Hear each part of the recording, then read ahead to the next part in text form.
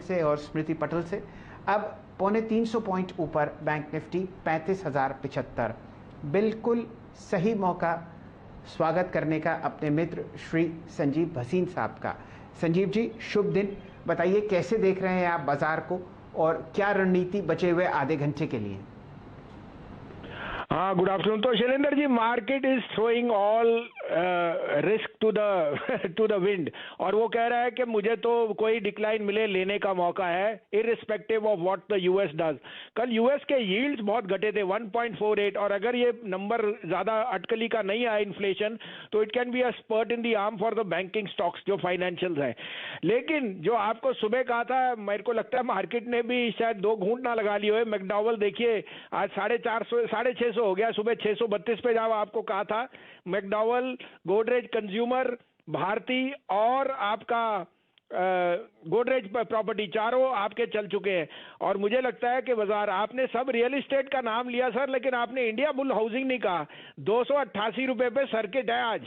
288 is a 2 year high for this stock. So it's telling you कि mid caps में revaluation कितनी जबरदस्त है, and that is telling you ownership patterns are changing. तो अब मेरे पे दो तीन नाम हैं जो मैं सजेस्ट करूंगा, लेकिन शैलेंद्र जी मैं कहूंगा इसमें सिप कीजिए। These are must haves in your portfolio. आप कहें तो मैं शुरू करूं? जी जी, तो देखिए, बिल्कुल भसीन साहब, इरशाद। और मैं आपका, फरमाइए। तो पहला अगेन गोदरेज प्रॉपर्टी है। सारे रियल एस्टेट चल गए, गोदरेज प्रॉपर्टी मेरे हिसाब से इज द न्यूमेरो ओनो। इसका भाव एक्चुअली 2200 होना चाहिए, लेकिन आज की डेट में आप इसको न्यू हाई देख लेंगे 1520-25। 1425-30 में लीजिए। 1395 का स्टॉप लॉस, 1475 से 1485 का टारगेट। आरईसी लीजिए, एक्सलेंट नंबर्स, 162 62.5 में 157.50 का स्टॉप लॉस, 175 का टारगेट। और यहां मैं नाम लेऊंगा एक जो मेरा मनपसंद स्टॉक है, जो हर एक के पोर्टफोलियो में होना चाहिए, बॉश।